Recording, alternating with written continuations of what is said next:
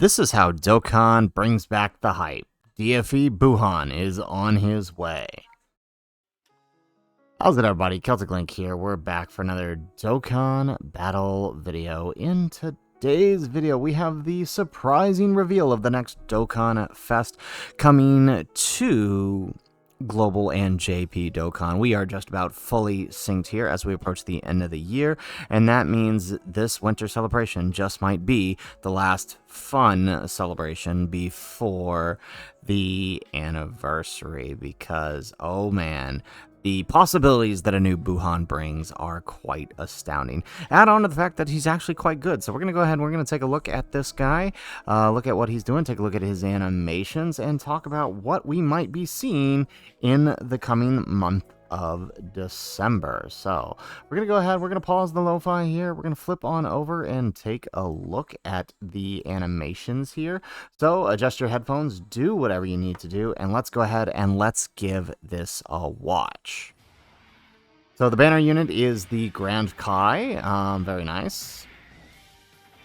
Actually pretty good animations for a banner unit. Look at that.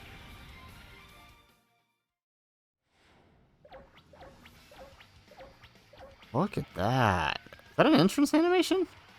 Oh no, this is his attack. Okay, so he has the Super Ghost Kamikaze attack. Nice.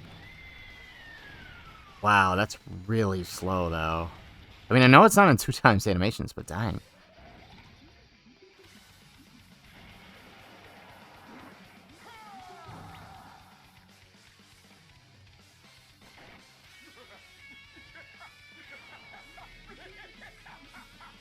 What is this? Oh, it's his domain.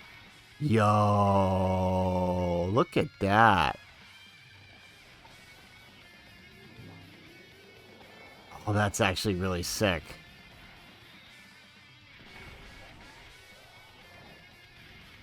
Oh, I wonder if this is his domain works like the Fuse of Moss, where he's invincible.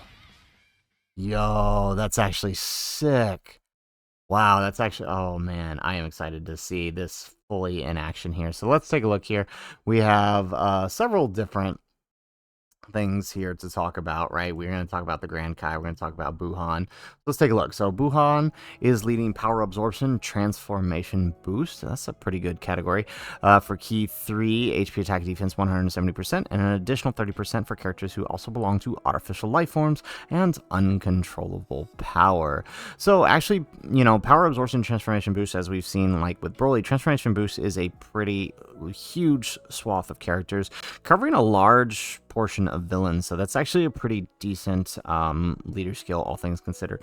The 200%, but at least he's got some decent units to work with on his 170. So, I mean, honestly, I might just run, you know, Int Buu as lead and just have this guy on here. But let's see what he's doing here.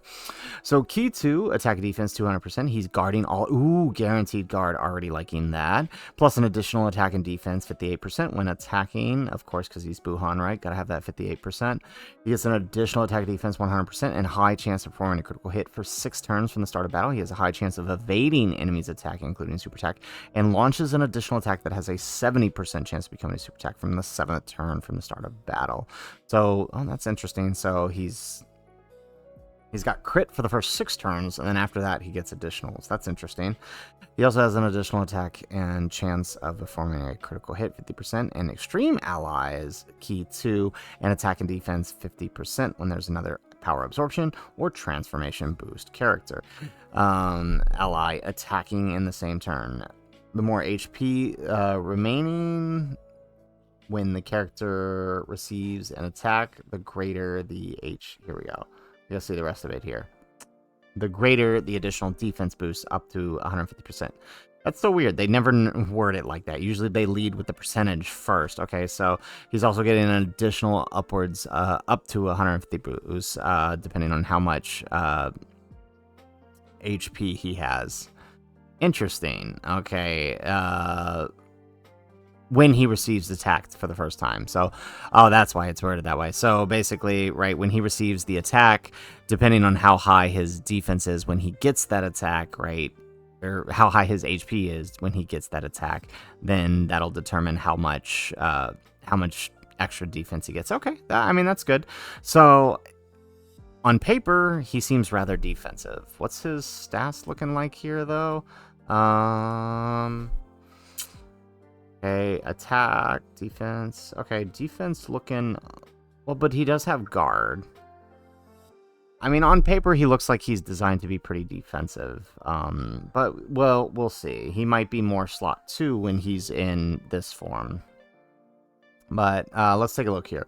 So, active seal condition can be activated when all allies attacking in the same turn are at power absorption, or starting from the 6th turn from the start of battle. He creates the domain inside Majin Buu and transfers the character's consciousness inward for 3 turns. Interesting. So, let's take a look at his transform state. So, once inside Majin Buu, we now have greatly raising attack and defense for the turn, causing immense damage. His domain gives power absorption and transformation boosts allies 15%, Majin Buu Saga category enemies and allies an extra 15% attack and defense. So pretty standard domain type stuff, right? Upwards of 30% there. So pretty nice. And actually, wait, what is the super attack? I didn't look at the super attack effect here on the Buuhan. Greatly stacking attack and defense for the turn. Okay, so nothing special there. Okay. Looking back over here. All right, so passive. So once here, Key 6 and attack and defense 300% and an additional attack 100% when attacking. Wow, that's a huge boost. 100% attack, 300% attack and defense, a 400% attack. He also reduces damage received by 70%. It changes AGL key spheres to TEQ key spheres, plus an additional 40% when receiving attack, and transforming a critical hit 5% per key sphere obtained. Launches an additional attack with 3 or more key spheres obtained, and launches an additional super attack with 6 or more key spheres obtained. And launches an additional super attack when there's a fused fighter category enemy. Recovers 30% at the end of the turn. And this is for 3 turns he stands in this domain. So it's a lot like the Infinite Zamas. He's near invincible. I wouldn't say perfectly invincible, right? It's not like the Zamas where it just straight up nullifies the attacks. But, I mean, with 300% attack and defense, on top of 70% damage reduction, on top of an additional 40% when receiving attack, He's going to be pretty untouchable. It's looking like, what is... yeah, I see no problems with defense here, which kind of makes sense. It seems like that's the design for the domain. So he'll be kind of... He'll be good, probably third slot, when in his base form, even though he is guarding. You know, the defense makes me think he's probably not going to be good enough to slot 1 in his base form. But then once the domain comes in, then he can slot 1, is kind of what I'm seeing here.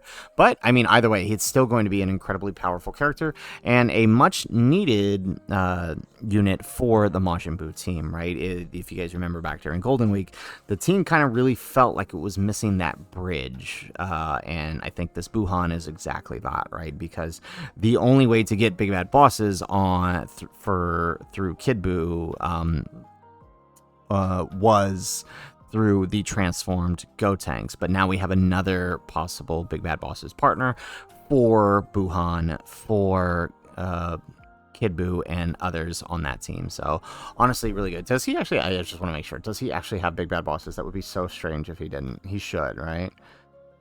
He does. Okay. It was really funny if he didn't. Okay, so yeah, all right. I'm really liking this guy. He looks really good. Let's look at the Supreme Kai real quick. So Supreme Kai is key 1 up to 4.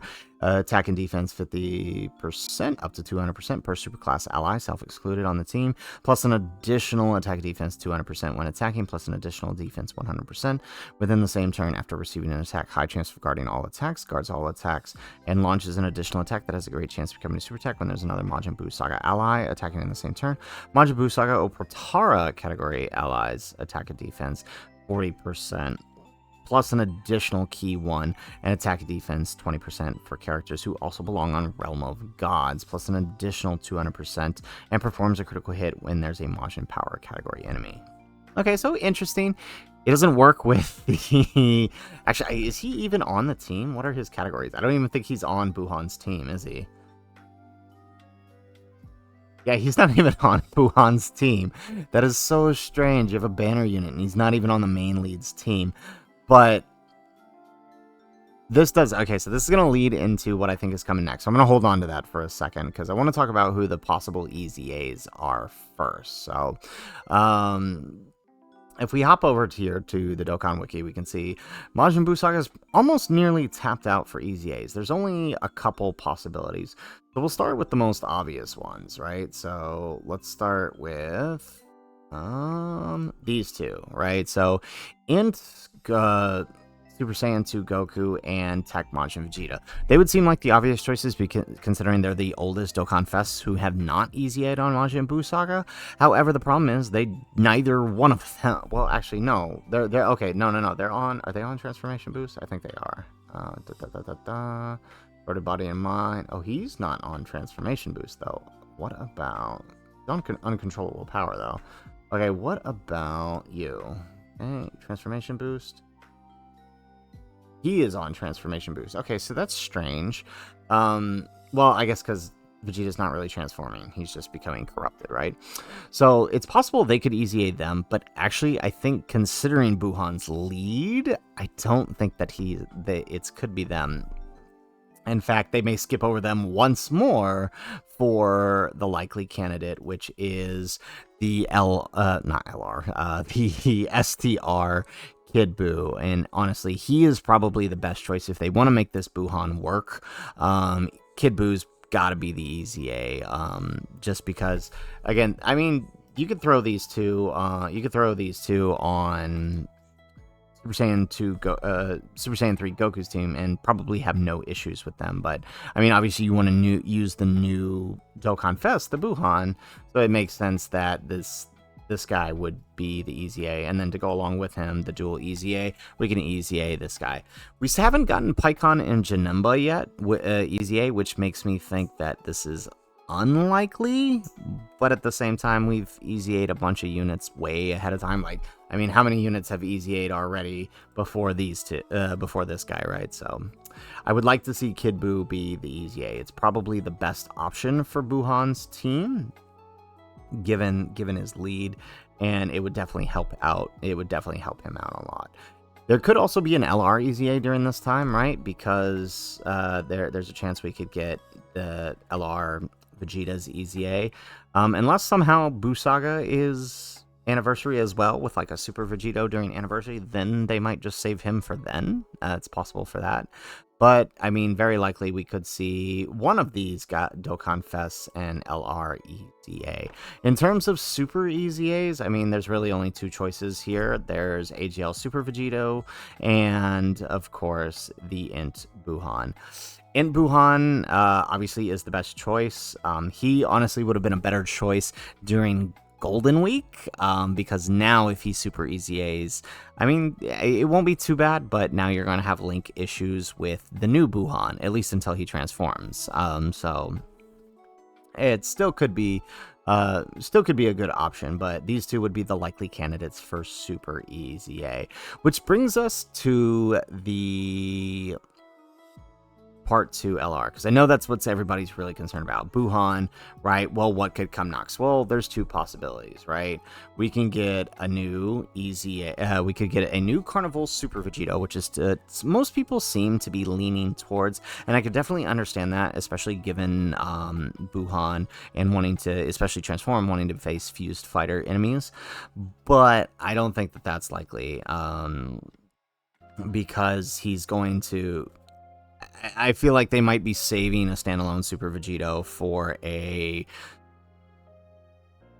for anniversary or something. What I could definitely see, though, is the long-awaited LR Kid Buu. That's got to be what it's at. Part 2, LR Kid Buu. If they're not going to EZA STR Kid Buu now, which, again, is a bit of a long shot, if they're not going to EZA STR Kid Buu, then give us LR Kid Buu as the Part 2 Carnival LR. This will be even great because it means that he'll also be double rates. I mean, first LR Kid Buu, finally here. He's a Carnival LR, 200%, probably Majin Power or something, or maybe even like crazy like Battle of Fate or so. That was Saga, actually. No, don't do that. Yeah, but Part 2 LR could be Kid Buu or could be Super Vegito, or they could do something crazy and be like a Part 2 Supreme Kai or something. I don't know. It could be something strange like that, but Honestly, this might just be the best way to have closed out this year they could have possibly done. Buuhan was a long-awaited Dokkan Fest, much needed since the release of Int Boo earlier this year, and I know many people are excited for him, even though a lot of people should be saving for Anniversary. It's very close. I know a lot of people would be excited to summon for a Dokkan Fest Buuhan. So guys, that is it for the video. If you like the video, make sure you hit that like button. Subscribe to the channel if you have not already. And in the comments down below, let us know, what do you think of this new Buuhan?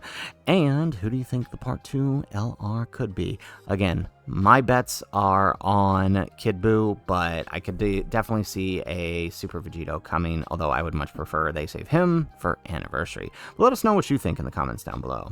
Otherwise, guys, as always, thanks for watching. And aloha.